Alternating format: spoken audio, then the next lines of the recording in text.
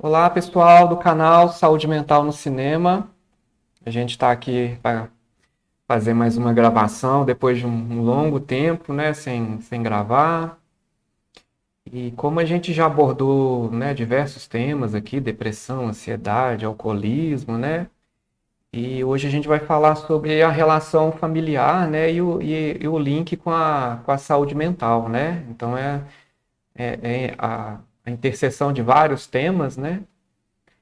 E para abordar esse tema, a gente escolheu um filme, né, que chama Marte 1, que é um filme brasileiro. É um filme que foi lançado em 2021, se eu não me engano, né? 2022, né? E por ser um tema bastante complexo, hoje a gente vai ter dois convidados, né? De áreas diferentes. Então, um psicólogo, uma terapeuta ocupacional. O filme é de Contagem e o pessoal tá morando também em Contagem, né? A cidade que gravou o filme, né? Trabalha na região aí de Belo Horizonte, né? Então, vamos apresentar os dois convidados, né? Que é o Larrique e a Jamile, né? Eu vou passar a palavra para vocês falarem um pouco de vocês, né? Para a gente começar a gravação, né? Obrigado por ter aceitado o convite. Começa, Jame, pode começar.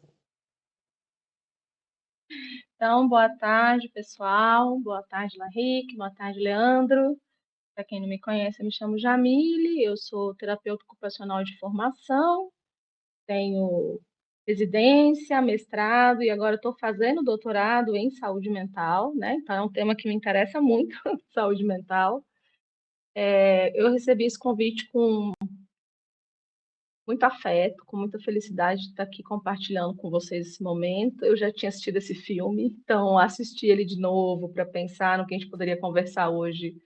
Foi também um presente, assim, eu adoro filme nacional, eu adoro filme mineiro, né? Que eu acho que isso é importante também. A gente que está aqui em Minas valoriza muito o que é produzido, o que é feito por mineiros, então para mim é uma alegria estar aqui, tá? Eu vou passar a palavra para o Larry, e aí a gente pode começar o diálogo se vocês preferirem assim.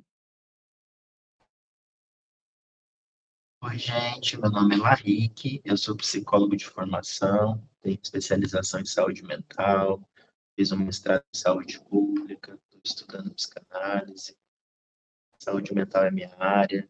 Esse é um filme muito interessante, de uma direção muito bacana no cinema nacional. Eu acho que vai ser muito potente a gente poder conversar sobre ele. Uhum.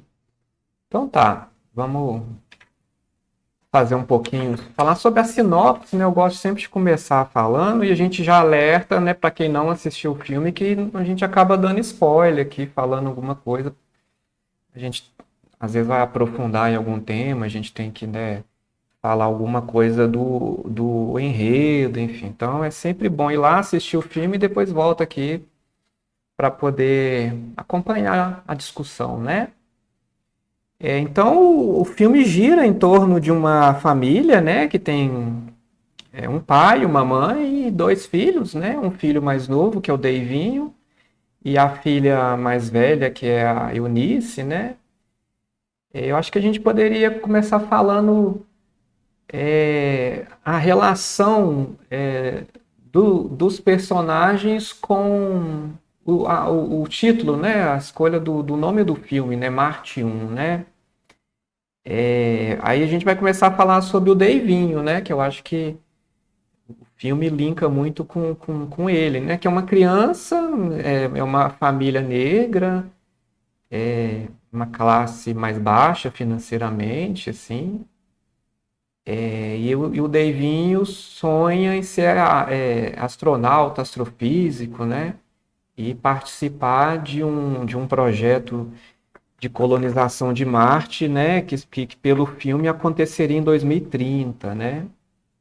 Mas o pai tem outra ideia para o Deivinho, né? A gente podia começar a falar disso então. O que que vocês acham? Pode ser. Você quer começar falando, Henrique? Isso posso começar, a gente vai conversando, assim. Esse filme ele é extremamente interessante para a gente pensar um pouco algo que se transmite ao longo das gerações, né? Sobre os sonhos, né? E os sonhos atravessam toda a história, assim. Pai, né? Tem um sonho que era dele, depois ele transmite isso para o Davinho. Gostaria que o Davinho realizasse o sonho dele. O próprio Davinho demora um certo tempo para identificar que ele também tinha um sonho e que por acaso era um sonho diferente do sonho do pai. E a história vai mostrando também como a Eunice, que é a irmã mais velha, acaba descobrindo um sonho que é dela e um sonho que também destoa do planejado, né? Do que essa família pensou para ela. E aí a gente tem a mãe, né? Depois de ter assistido o filme duas vezes, eu fico um pouco em dúvida sobre o sonho dessa mãe. O que eu consigo nomear, eu fico com a impressão que tem um desejo ali que a família funcione, né? Uma certa função de fazer uma ponte entre esses membros da família, né? A gente tem várias cenas dos jantares dessa família, às vezes são jantares silenciosos, às vezes eles estão conversando, mas cada um falando a língua, digamos assim. E aí o filme vai apresentando esses muitos sonhos de uma maneira em que eles começam a entrar em conflito, assim. E aí, nesse sentido, esse, esse enredo do filme me fez lembrar de um livro de uma psicanalista interessante que fala sobre os pais que sonhavam em ter uma menina azul, né? E aí, quando nasceu a filha, na verdade era uma menina verde. E aí, o que fazer, né, com esse filho que não atinge as expectativas, que não vai corresponder ao sonho dos pais e que, na verdade, vai ter um sonho próprio. Eu acho que eu queria falar essas coisas para a gente começar a conversar sobre isso. Uhum. Eu acho interessante você falar, né, assim, sobre a lente da psicanálise, porque uma das coisas que me chamou a atenção no filme, agora na segunda vez, né? Eu não sei se as pessoas conhecem bem qual que é a atuação da terapia ocupacional, mas nós somos profissionais muito interessadas pelo cotidiano e pela rotina. O nosso trabalho se dá através das atividades de vida diária, então filmes que contam das rotinas é algo que me interessa, assim, pessoalmente, né, para além da profissão. E aí, quando a gente usa a lente da psicanálise para pensar na família, eu faço muito uma interpretação desse romance familiar. Eu gosto muito de assistir séries e filmes, então, ao longo dos anos eu tenho percebido e prestado mais atenção em qual é a intenção do diretor, do roteirista, quando ele vai construindo as cenas do jeito que elas são construídas.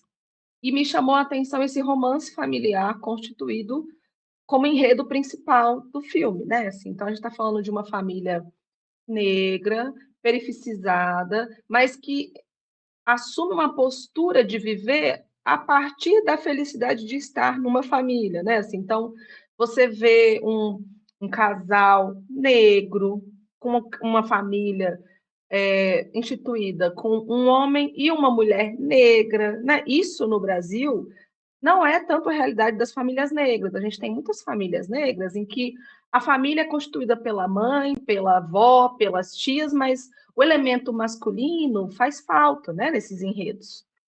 Então, eu acho que essa já é uma primeira provocação do Gabriel, que é o diretor do filme, de mostrar um pai ativo naquela família. Uma família que se constitui dentro da heteronormatividade, mas que funciona, mas que tem amor. Então, é um pai que ele é porteiro de um prédio de luxo, mas que dentro de casa, essa é a contribuição dele, ele é o provedor daquela família.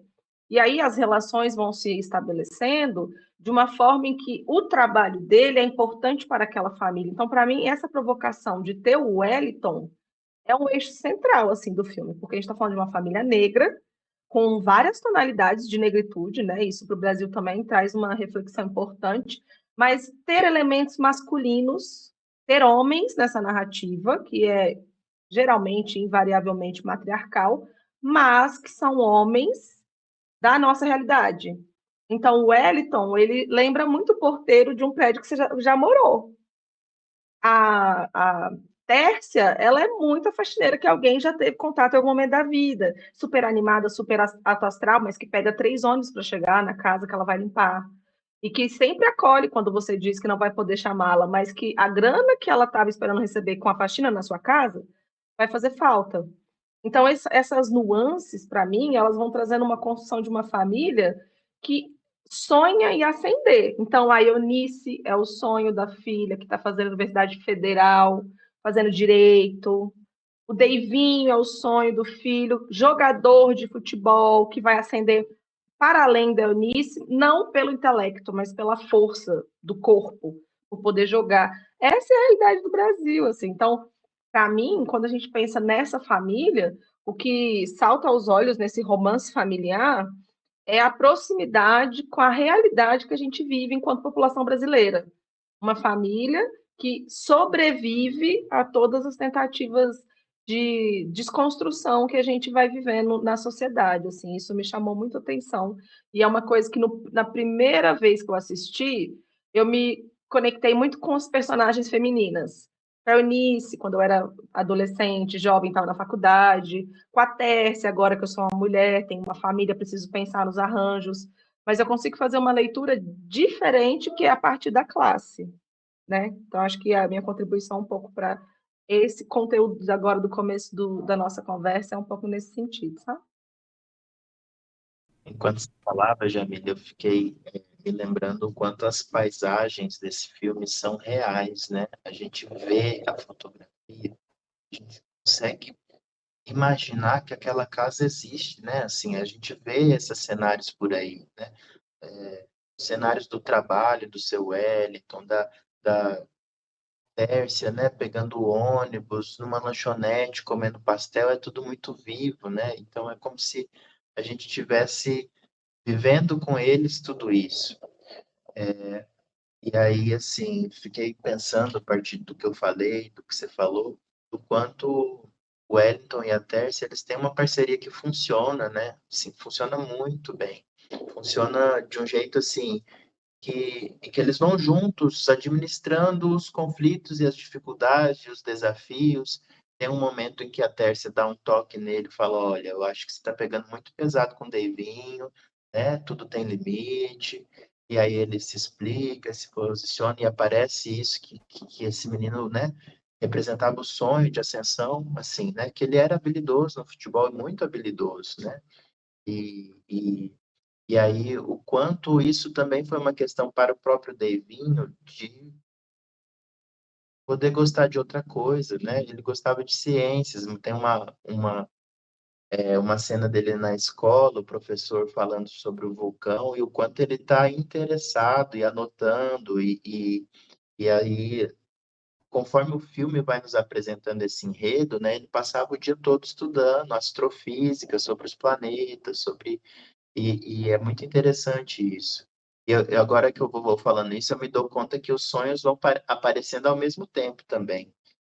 E é, eu acho que, falando sobre isso, eu queria falar um pouco sobre o quanto essas pessoas vulnerabilizadas, negras, e enfrentando tudo isso numa sociedade, né, capitalista, racista,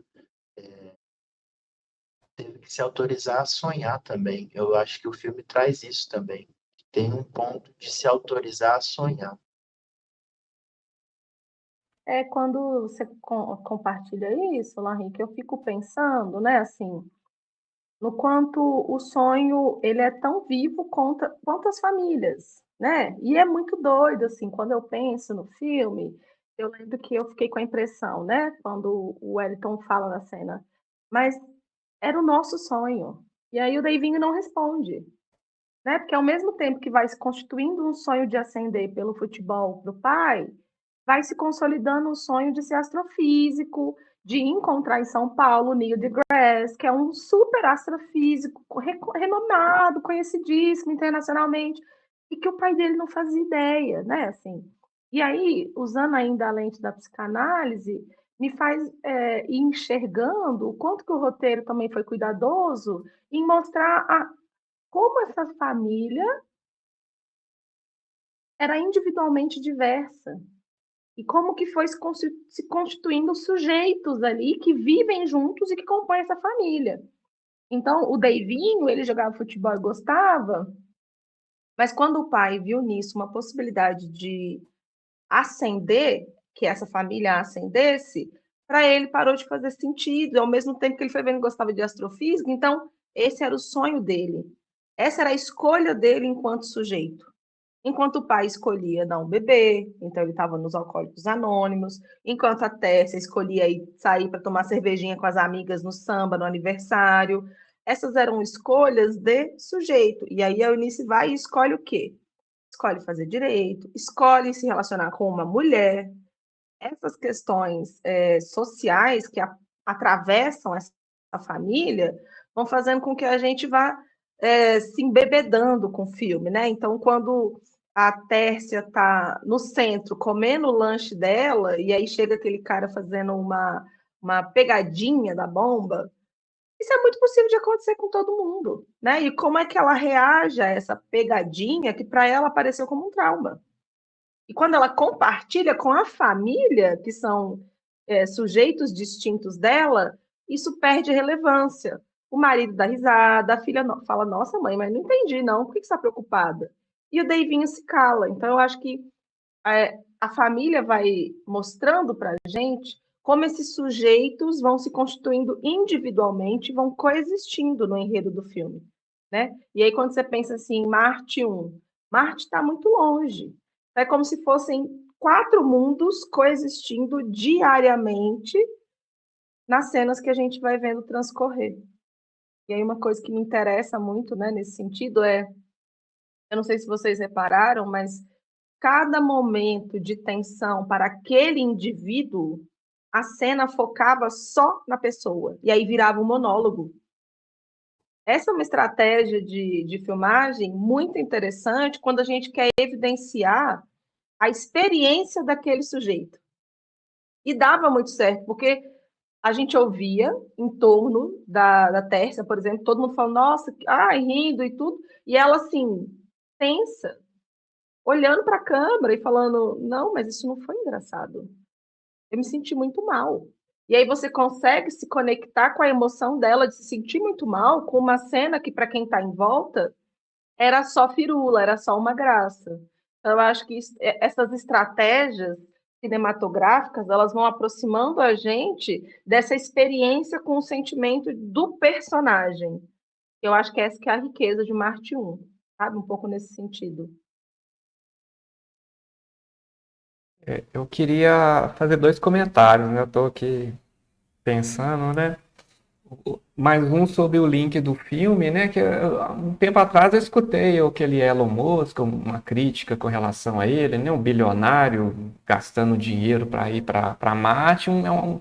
Algum grupo de pessoas falou assim: nossa, mas vai gastar um dinheirão para colonizar lá e tem tanta gente passando fome, né? Por que não resolve o problema aqui primeiro, né? Em vez dessa fuga, né?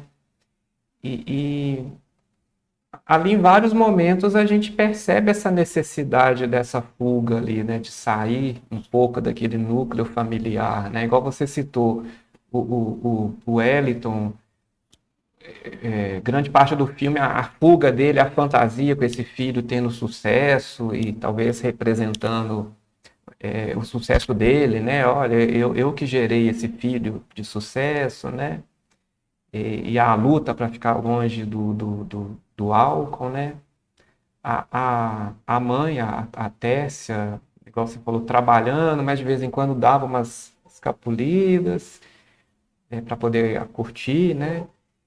E depois desse trauma, ela vai até no médico, começa a se sentir mal, aí vai numa benzedeira, né? Por que está acontecendo? Então, né, de onde que está vindo esse sofrimento, né?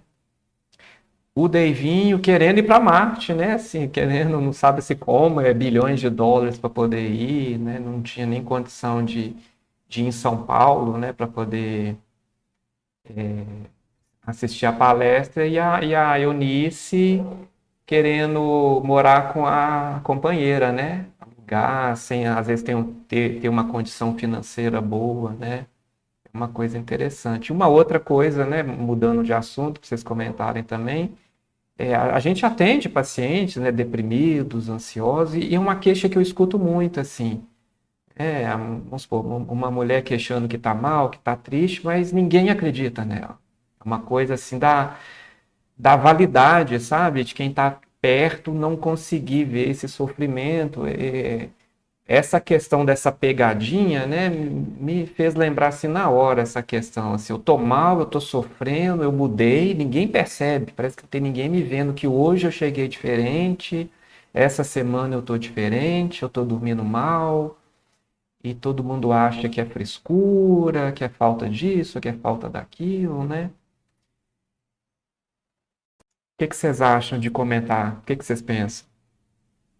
Sobre isso, eu acho que vai conectar com uma coisa que você falou do primeiro comentário, que foi um incômodo, mas que aí a gente precisaria conversar com o Gabriel para pensar por que que ele escolheu isso e não outras coisas, mas é um incômodo com a forma como ele vai retratando a relação do Wellington com o uso abusivo de álcool. E aí eu ficava me perguntando por que que ele escolheu os alcoólicos anônimos se não é uma política instituída no Brasil? Por que que ele não falou da RAPS? Por que que ele não falou dos CAPS-AD? Porque no momento que a Eunice começou a apresentar os sintomas ansiosos, o lugar que ela vai é a UBS. E aí fica muito característico aqueles cartazes de lavar a mão, aqueles negócios de ler radiografia, né? Aqueles cartazes de HIV, de Previna, assim. Ficou muito localizado que o lugar que ela foi o centro de saúde. Mas o lugar de tratamento do Wellington não foi o centro de saúde, não foi o SUS, não foi a RAPS, foi os alcoólicos anônimos, que é uma estratégia de abstinência, única e exclusivamente. E vai na contramão do que a política pública instituída nacionalmente prega, que é a pessoa pode escolher a abstinência, mas ela também tem a opção, como política pública, da redução de danos. Então, como é que para o transtorno mental puro o SUS dá? Mas para uma questão de uso abusivo de álcool e outras drogas, né, que é o que a política preconiza, aí tem que ser abstinência pura, né? Assim, então, eu fiquei me perguntando se ele fez uma provocação, se essa postura de direção foi uma crítica, ou se não, é algo que a própria pessoa que pensou produziu, porque assim, a gente tem uma robusta política de saúde mental no Brasil para a população que faz uso de álcool, faz uso abusivo e prejudicial de álcool e outras drogas. A gente pode não concordar individualmente, a gente pode não seguir como profissional, não que eu acho que deva ou não deva, mas acho que é uma escolha ética, política, estética do profissional. Mas quando as mídias não apresentam esse tipo de opção, é como se a RAPS não existisse. Entendeu? Assim, então, eu fiquei pensando nisso. Por que que o SUS não ficou evidente? E nos momentos que ficou, ele mal apareceu. Assim, como trabalhadora do SUS, eu também atendo em consultório e tudo mais, mas é porque o grosso do nosso trabalho é no SUS. E num enredo tão tradicional como Minas Gerais, inclusive a Rede de Saúde Mental de Minas Gerais é referência nacional e internacional, por que que ela não apareceu? Sabe assim, fiquei nesses questionamentos. Não sei se era isso, assim, que precisava falar, gente, mas isso me deu um Uhum, ponto de incômodo. Isso que a gente pode falar, Leandro, tá gravando. uhum, Isso que a gente está conversando tá me fazendo pensar um pouco sobre os personagens e o quanto eles são bem construídos nesse filme. Existem filmes e histórias em que os personagens eles não são assim bem construídos, mas a gente consegue ver claramente uma personalidade, um jeitão de ser e de sofrer e de falar de cada um. Eu estava pensando um pouco aqui, né, na Fia. Ela tem um jeito silencioso de dizer, mas às vezes quando ela diz, ela é muito contundente, assim, ela fala o que precisa ser dito. Então, tem um momento que o pai está gritando, ela fala, pai, você está sendo um escroto, né? Aí tem também pequeno enredo, assim, sobre ela assumir para a família que está se relacionando com uma mulher, e como é isso, né? E aí essa namorada fala para os pais: você acredita que até hoje ela não me levou na casa dela? E na verdade ela não tinha dito para os pais que ela estava namorando uma mulher, né? Como isso é feito? Com muita sutileza também, né? Vou trazer uma amiga aqui, repente, né, durante o jogo de futebol, as duas estão com a mão dada, os pais olham aquilo e é uma cena também, né? Assim, eles veem, a gente vê a reação da mãe, muito própria, muito da mãe, a reação do pai, muito própria, muito do pai. E aí, pensando sobre isso, né? E aí a gente tem o pai, né? O pai, eu fiquei com a impressão que ele tem uma dificuldade de dizer, né? Ele diz pela insistência, então ele insiste que o filho tem que se tornar jogador sem explicar muito por que que ele está pensando isso, por que que isso pode ser um futuro para a família. E aí mostra as cenas dele torcendo pelo Davinho e ele comemora como se fosse ele, né? Nessa realização. E o álcool vai aparecendo como uma forma de modular as emoções.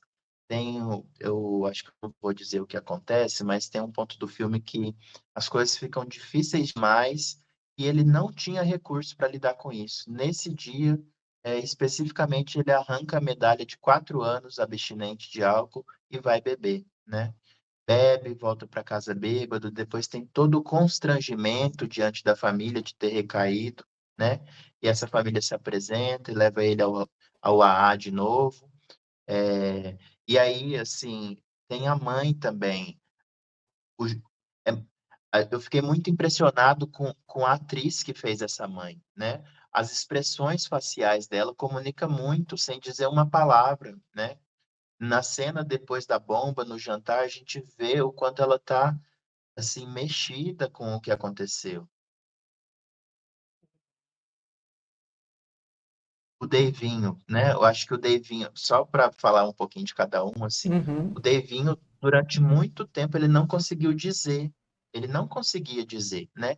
Ele fala, a irmã vai presentear ele com uma passagem para São Paulo para ver a palestra que ele quer.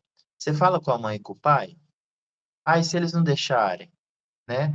E aí ele tinha um evento importante no sábado, uma peneira para poder entrar num clube grande.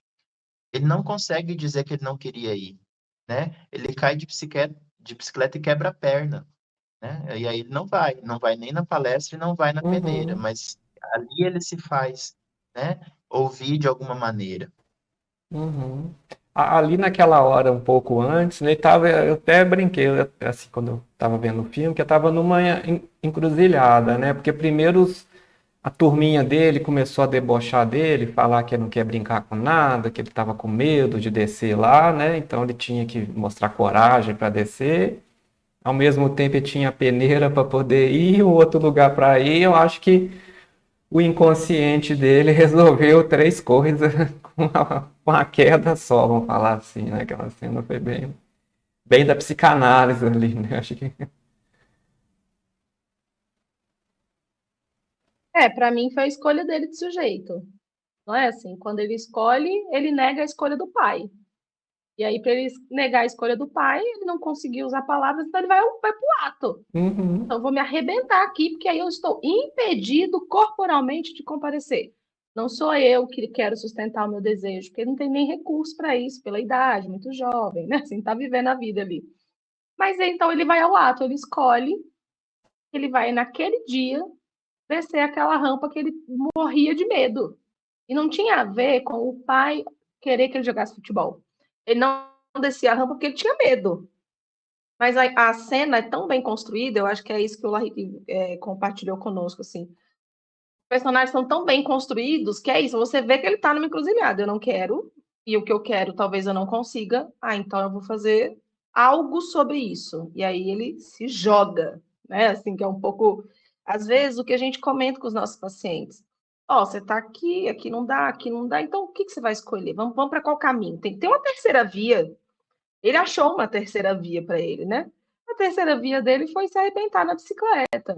Então, eu acho que isso também uma preciosidade desse filme, que é ir mostrando para a gente como cada pessoa vai lidando. Então, a filha não conseguia contar para os pais que era uma pessoa que estava numa relação homoafetiva, então ela age. Então ela põe a mão da namorada sobre a dela e elas se acariciam vendo o jogo de futebol em família. As duas num sofazinho, os pais num sofazinho do lado.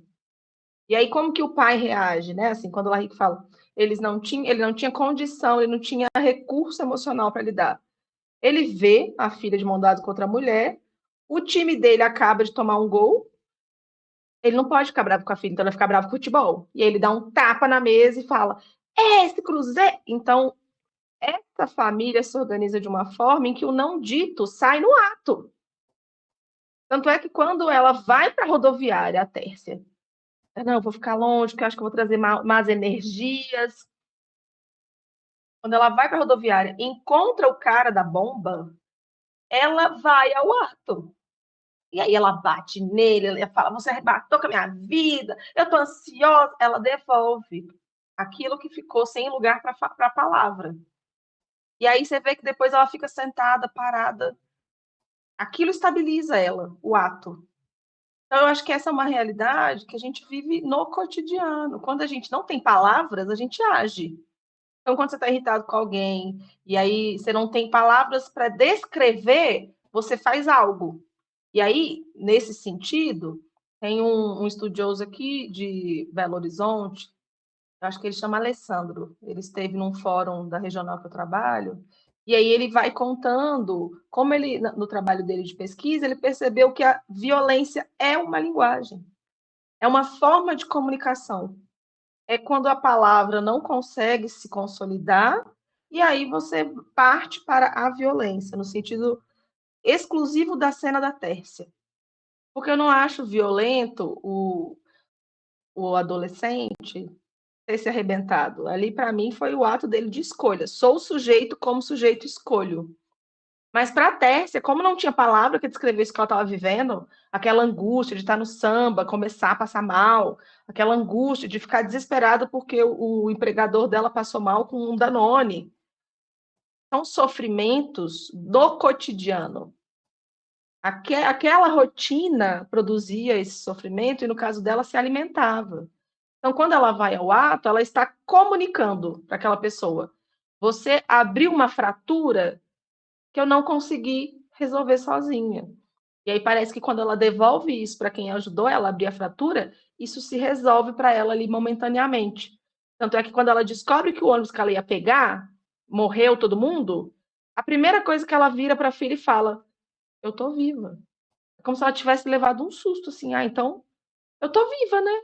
Eu tô viva, eu ainda posso fazer outras escolhas. E aí o enredo se desenrola de outra forma. Eu acho que isso é muito importante quando a gente pensa no cotidiano de uma família, né? Assim, e é uma família intergeracional. Isso me chamou muito a atenção. Enquanto a Eunice se incomoda de ser a única pessoa, além da mãe, que faz os afazeres domésticos, a mãe vira e fala: mas eu me realizo quando eu faço isso para vocês. É o meu jeito de demonstrar amor.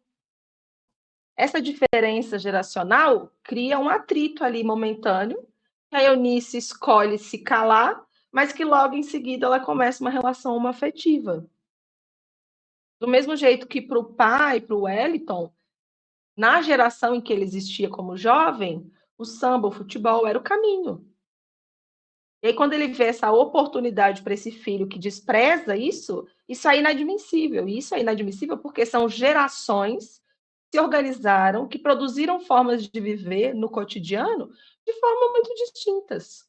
Então, esse também é um emblema do filme, né? Assim, é uma família tradicional, muito bem consolidada dentro da heteronormatividade, mas que vive seus conflitos rotineiros e cotidianos a partir da diferença de gênero. Então, mulher faz isso, homem faz aquilo, e quando tem essa quebra, gera um atrito. A partir da diferença de idade, então, os pais são mais velhos, os filhos são mais jovens.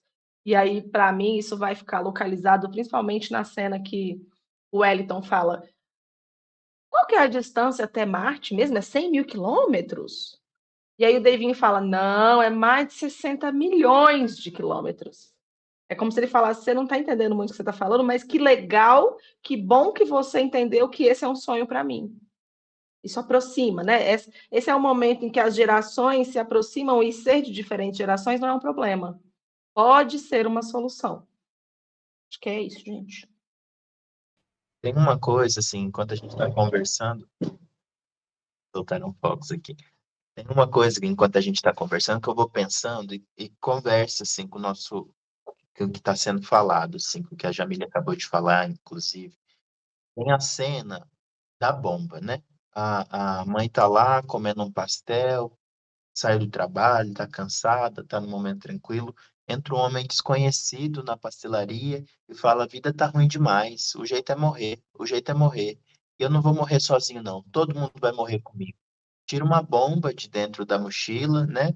E aí essa bomba estoura lá, era uma bomba que só faz fumaça, porque era uma pegadinha, ninguém morre aí, mas ela fica tão atordoada com aquilo, e parece que a partir daquele momento o filme introduz uma outra tonalidade de narrativa que essa mãe vai vivendo no corpo, que é a qualquer momento alguma coisa ruim pode acontecer, né? E aí, cenas de coisas ruins acontecendo, ela vai ficando super atenta a isso, né? E vai tendo crises de ansiedade. Então, ela tá, né, lá no samba, dançando um pouquinho, se divertindo com as amigas, tem uma crise de ansiedade, se senta e vê que alguém se machucou, né? Tá andando de ônibus, uma pessoa dorme do lado dela, ela dá uma empurradinha assim, a pessoa cai no chão. E aí ela foi trabalhar, preparou ali uma comida para o empregador dela, ele se engasga, e aí aquela tônica, né? Ele vai morrer, ele pode morrer. Ai, meu Deus. E aí depois, né? Mostra ela toda preocupada, nada aconteceu, ele não morreu, né? E aí ela fica perguntando, mas você tá bem mesmo? Você tá sentindo alguma coisa? Você foi no médico? Tentando se assegurar, né?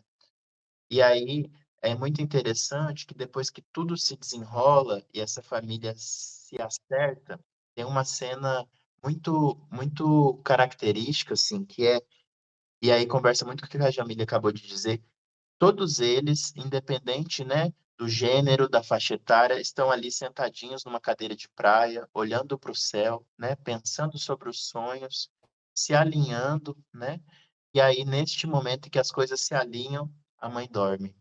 Eu achei muito significativo isso, de como se, né, a paz aconteceu. Tá tudo certo agora.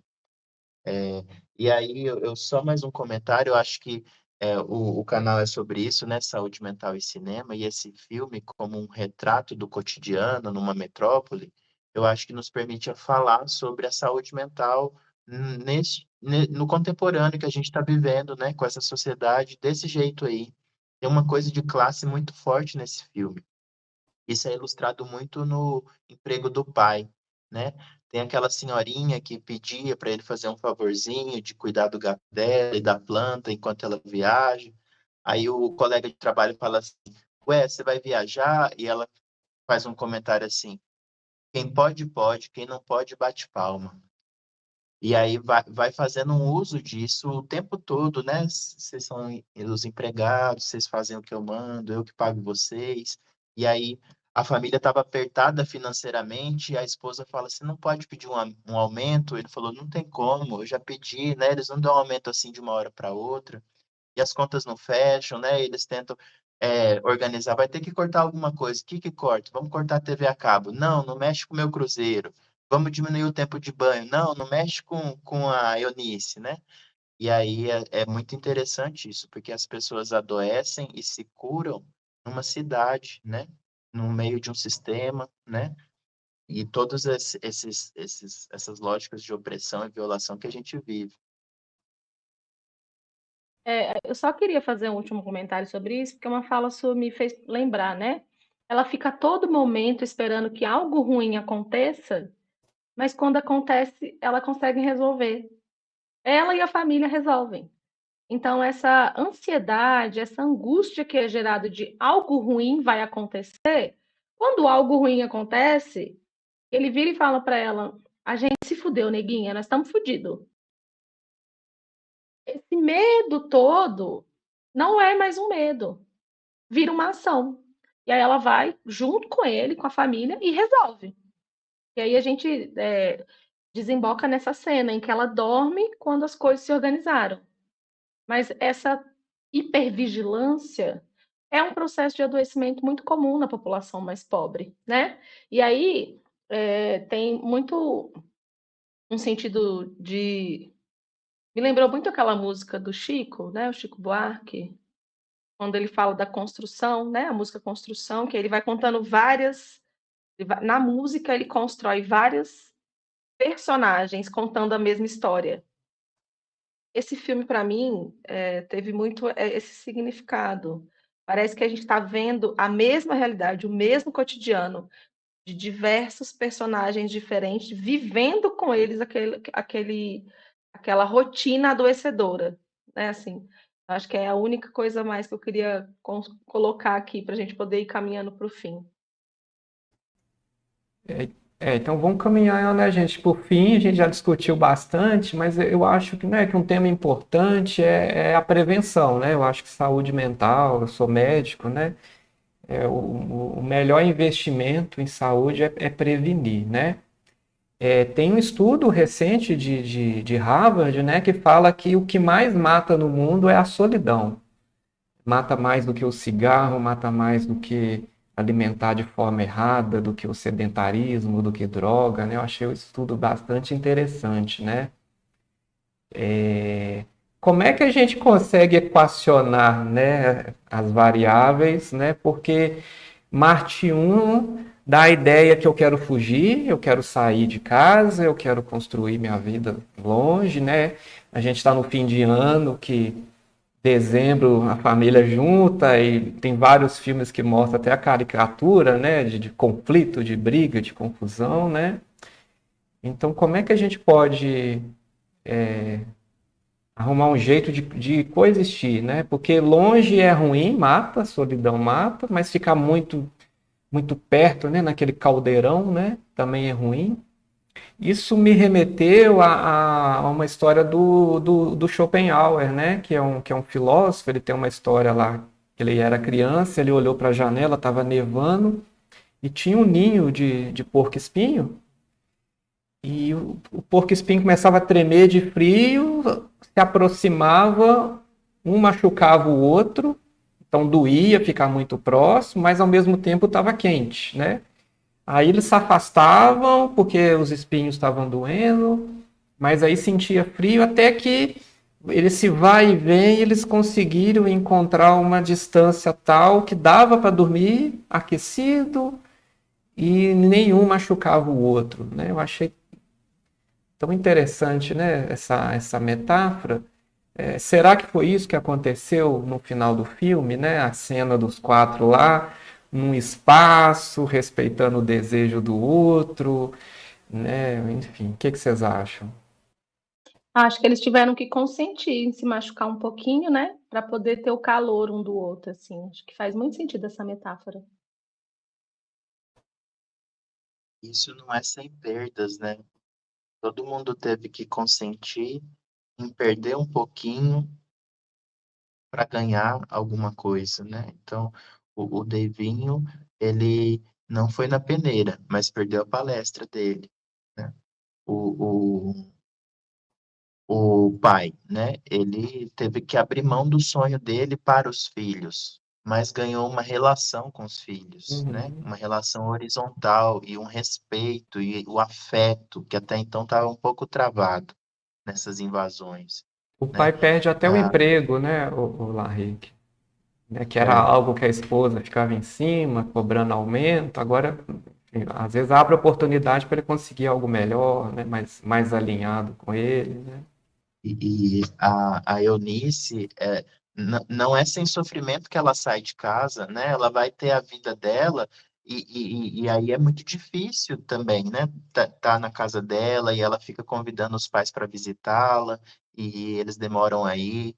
Então, todo mundo vai cedendo um pouco e se ajustando até que encontre esse encaixe.